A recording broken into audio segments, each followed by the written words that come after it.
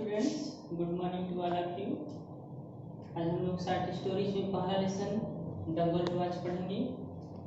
और पिछले वीडियो में मैंने बताया था कि when Shanku had no other way, when he had no alternative to solve his problems, to survive his family, to pay his debts that he had taken from many people, he decided to steal the gold watch that was always there in the factory at the time of noon. When Shanku slept there in the night late, he also got up late in the morning. His wife asked him, shaking his shoulders, if he was not to go to work today. Shanku got up at once, went into the courtyard, and after all, he put on his working clothes and proceeded towards the factory. सुबह late उठा तो उसकी पत्नी जगाती है उसको, और इस तरीके से सुबह लेट उठा तो जाता है, अपने चेहरे और हाथ को धोया। He washed his hands and face and put on his working clothes, जो कपड़े पहन के जाता था काम करने के लिए उसको भी पहन लिया। And as soon as he was about to go, जैसे ही जाने वाला था, उसकी पत्नी उसको आवाज देती है, कॉल करती है। हाँ, तो यहाँ से हम लोग देखेंगे, listen, you must buy some ointment for the child. She threw a commanding look at him. As soon as Shanku was about to go to his factory that very day, जैसे उस दिन जाने वाला था तो उसकी पत्नी आवाज देती है और कहती है, लिसन, सुनिए, you must buy some ointment, तुम्हें कोई मलहम खरीद लेना चाहिए। यू मस्ट बाई, तुम्हें खरीद लेना चाहिए, सम ऑइंटमेंट, कोई मलहम, किसके लिए? फॉर द चाइल्ड, बच्चे के लिए। हाँ, इस तरीके से उसकी पत्नी कहती है, you must buy some ointment for the child, तुम्हें बच्चे के लिए कोई ना कोई मलहम खरीद लेनी चाहिए, ले लेनी चाहिए। कैसे कहीं? She threw a commanding look at him. वह उसकी तरफ देखी, कैसे देखी? आदेशित निगाहों के साथ, निर्देश देते हुए।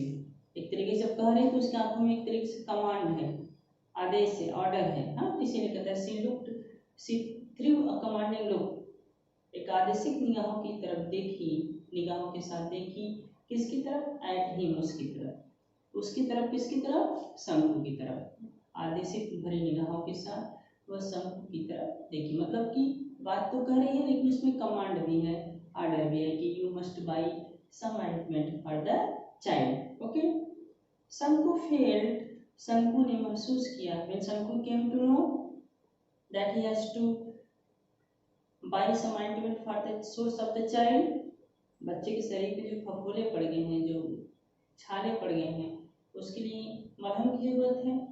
तो कहता है शंकु फेल्ट, शंकु ने महसूस किया, दैट मीन्स की ईच ऑफ द सोर्स, सोर मतलब मार का खून, सोर,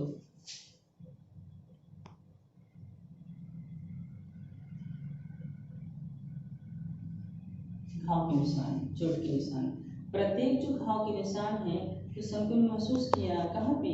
ऑन चाइल्ड्स फेस्टरिंग बॉडी, उस बच्चे के पीड़ित शरीर पर, जो बच्चे के शरीर पे जो फफोले पड़ गए हैं और जो घाव के निशान हैं, वो क्या कर रहे हैं?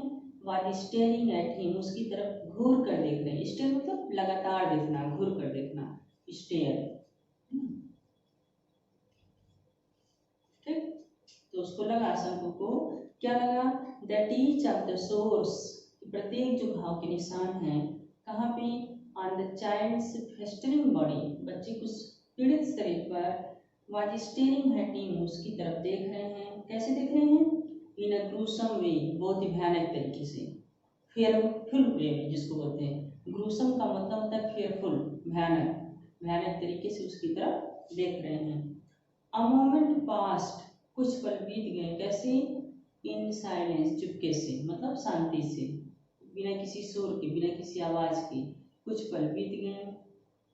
तो शंकु कहता है अपनी पत्नी से, व्हाट सॉर्ट ऑफ ऑइंटमेंट, कैसा मलहम, किस प्रकार का मलहम। शंकु को याद नहीं था कि मलहम किस चीज के लिए चाहिए, है ना। तो एक बार भी उसको समझ नहीं आता, he could not understand for a moment. तो कहता है व्हाट सॉर्ट ऑफ ऑइंटमेंट, किस प्रकार का मलहम। शंकु आस्क्ड, शंकु ने पूछा, कैसे पूछा? लाइक अ फूल, लाइक अ फूल का मतलब एक मूर्ख व्यक्ति की तरह, एक अनजाने व्यक्ति की तरह पूछा कि किस प्रकार का मलहम, कैसा मलहम। तो उसकी पत्नी कहती है ऑइंटमेंट फॉर द सोर्स, मलहम घाव के लिए। इस तरीके से शंकु ने पूछा किसके लिए मलहम चाहिए, किस प्रकार का मलहम चाहिए। तो उसकी पत्नी कहती है ऑइंटमेंट फॉर द सोर्स, मलहम घाव के लिए। कंटिन्यूड दवाई, और इस तरीके से उसकी पत्नी जो थी वो बातों को कहना जारी रखी, आगे भी कही। क्या कहती है शंकु से? यू मीन, तुम्हारा मतलब है, यू हैव नॉट सीन, तुमने नहीं देखा है, किसको? द सोर्स, जो घाव के निशान है, कहाँ पे? All over the child's body, पूरे शरीर पे, बच्चे के पूरे शरीर पे जो घाव के निशान हैं, जो फफोले हैं, जो छाले हैं, उसको तुमने नहीं देखा है। इसका मतलब तुमने नहीं देखा। तब शंकु को याद आता है, कहता यस, हाँ मैंने देखा है। इसका यस का मतलब I have seen the sores on the child's body, मैंने बच्चे के शरीर पर उस घाव के निशान को देखा। यस का मतलब सेंस है, हाँ मैंने देखा है। फिर सवाल करता है शंकु कि हाउ मेनी पैसे worth the appointment, means how will it cost, इसकी कीमत कितनी होगी, मतलब यह जो मलहम है कितने पैसे का मिलेगा, है ना। तो कहता है हाउ मेनी पैसे वर्थ द अपॉइंटमेंट, मीन्स मलहम कितने पैसे के मिलेंगे। तो उसकी पत्नी कहती है एट लीस्ट 13 पैसे वर्थ, कम से कम 13 पैसे तो लगेंगे ही, है। जो शंकु ने पूछा कि कितने का मिलेगा, तो उसकी पत्नी कहती है एट लीस्ट 13 पैसे वर्थ, कम से कम 13 पैसे तो लग जाएंगे। फिर उसकी पत्नी कहती है वी मस्ट अप्लाई इट, हमें इसे लगाना चाहिए। अप्लाई मतलब लगाना, अप्लीकेशन करना, हाँ। तो कहता है वी मस्ट अप्लाई इट, हमें इसे लगाना चाहिए। कितने दिनों तक? फॉर 3 days, 3 दिनों तक। एटलीस्ट मतलब कम से कम, करके जब आप मलहम लेकर आएंगे उस मलहम को हमें इस बच्चे के शरीर पर कम से कम कितने दिनों तक लगाना चाहिए?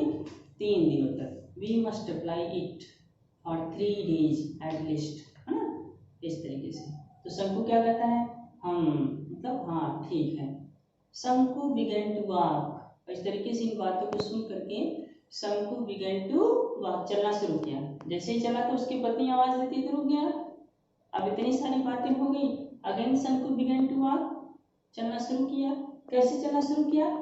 विथ बेंट हेड, सिर को झुका करके चलना शुरू किया। बेंट हेड, सिर को झुका कर। प्लीज, और जैसे चलना शुरू किया फिर उसकी पत्नी आवाज देती है please, she called out in a soft voice, बहुत ही धीमी आवाज में उसकी जो पत्नी थी फिर उसको आवाज दी शंकु को। जैसे वो चलना शुरू करता, as soon as he began to walk, तो कहता है इस तरीके से उसकी पत्नी कहती है please, she called out in a soft voice, बहुत ही धीमी आवाज में उसकी पत्नी ने कहा, क्या कहा? प्लीज। और जैसे ही प्लीज सुनता है शंकु, तो शंकु ने क्या किया? शंकु लुक्ड बैक, शंकु पीछे की तरफ देखा, जहाँ पर उसकी पत्नी थी, पीछे की तरफ देखा। जब पीछे की तरफ मुड़ा, पीछे की तरफ देखा, तो उसकी पत्नी कहती है शी स्पोक जेंटली, और बहुत ही विनम्रता के साथ कहती है, क्या कहती है? प्लीज ब्रिंग 2 ripe bananas, उसकी पत्नी कहती है बहुत ही विनम्रता के साथ प्लीज ब्रिंग 2 ripe bananas, कृपया 2 पके हुए केले लेते आना। कब? व्हेन यू कम बैक, जब आप वापस आएंगे। कब? इन द इवनिंग, शाम को, जब आप शाम को वापस घर आएंगे तो 2 पके हुए केले लेते आना। क्यों?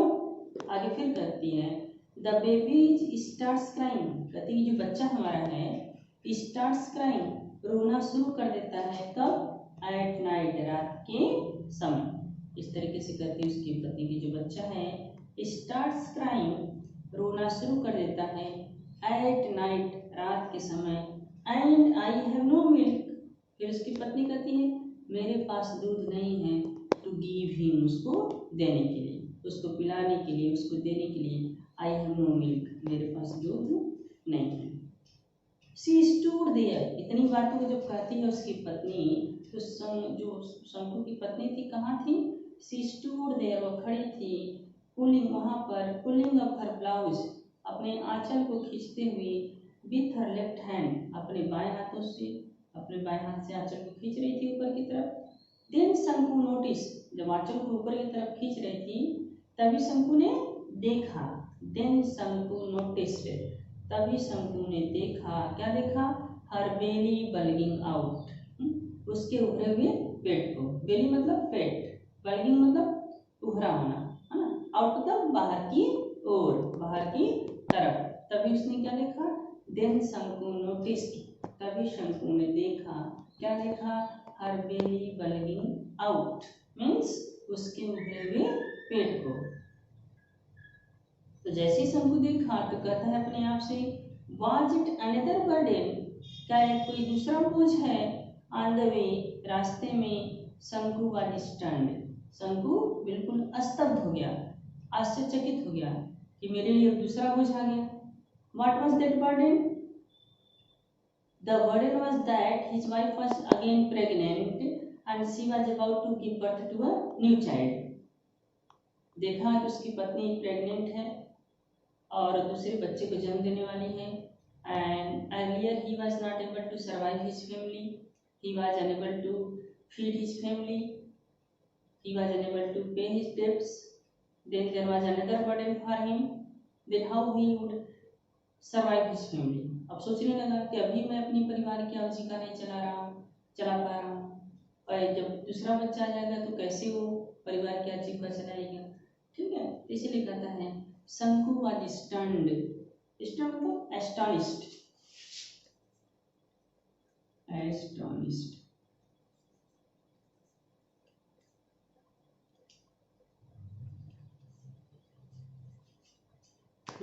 शंकु वाज स्टन्ड, शंकु आश्चर्यचकित हो गया।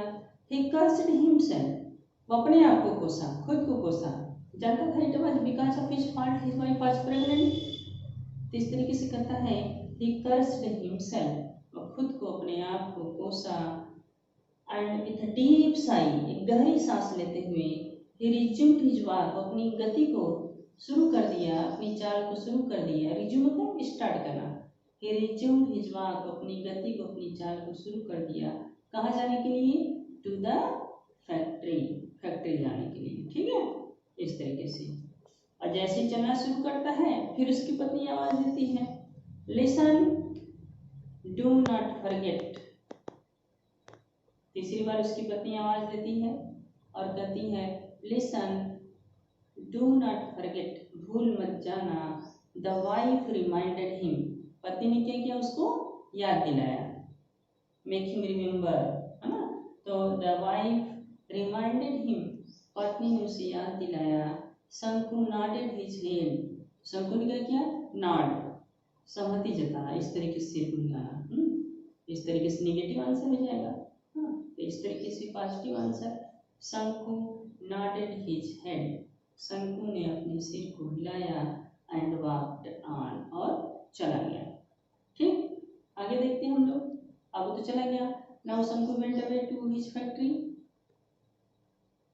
फैक्ट्री पहुंच भी गया, he worked there throughout the day, दिन भर काम किया, and as soon as it was the time of noon, the bell rang, जैसे दोपहर का समय हुआ, घंटी बजी, all the workers of the factory went out, but Shanku did not go that very day, because that day he had to steal the gold watch, he was left alone there in the factory, तो ये बता रहे हैं at 1 o'clock, 1 बजे, the bell rang, घंटी बज गई, किसके लिए? फॉर द इंटरवल, अवकाश के लिए, है ना, इस तरीके से कहता है। एट 1 o'clock, 1 बजे घंटी बज गई। फॉर इंटरवल, इंटरवल के लिए, एक मध्याह्न भी जिसको बोलते हैं। एवरीवन रस्ट, जैसे घंटी बजी सबको सुनाई देता है तो प्रत्येक लोग भागे, कैसे? इन हेस्ट, जल्दी से, कहाँ के लिए? टू होम्स, घर के लिए। होटल्स, होटल के लिए। टी शॉप्स, या तो चाय की दुकान पर जाने के लिए। क्यों? फॉर लंच, लंच करने के लिए, मतलब जिसको जहाँ भी जाना था, किसी को घर जाना था, किसी को होटल पे जाना था, किसी को लंच करने के लिए चाय की दुकान पे जाना था। All the workers went away, सभी चले गए। शंकु वाज द ओनली वन, शंकु ही केवल एक ऐसा व्यक्ति था who did not go anywhere, जो कहीं पर नहीं गया। All the workers went where they wanted to go, but शंकु did not go, शंकु नहीं गया। हाँ, तो कहता है शंकु was the only one, शंकु ही केवल एक ऐसा व्यक्ति था who did not go anywhere, जो कहीं पर नहीं गया। He stood leaning, वह झुक करके खड़ा था। कैसे खड़ा था? झुक करके, इस तरीके से। He stood leaning, वह झुक करके खड़ा था। कैसे? Against a pillar, एक खंभे के पास। In a corner, कोने में। On the west side of the office, office के पश्चिमी दिशा की तरफ, हाँ, कोने में एक खंभे के पास झुक करके खड़ा था। His heart was clouded, और उसका जो दिल था शंकु का, clouded and bursting, धड़क रहा था, and bursting with impatience, और अधीरता के साथ, बिना किसी धैर्य के तेजी से आवाज कर रहा था। बर्स्ट मतलब फटना, आवाज करना, धड़कना और फटना। धड़क रहा था तेजी से और आवाज कर रहा था। कैसे? विथ इम्पेशेंस, बिना धैर्य के, अधीर होकर के। Okay students, it is all about for today, and tomorrow I shall teach you poetry. Okay, thank you.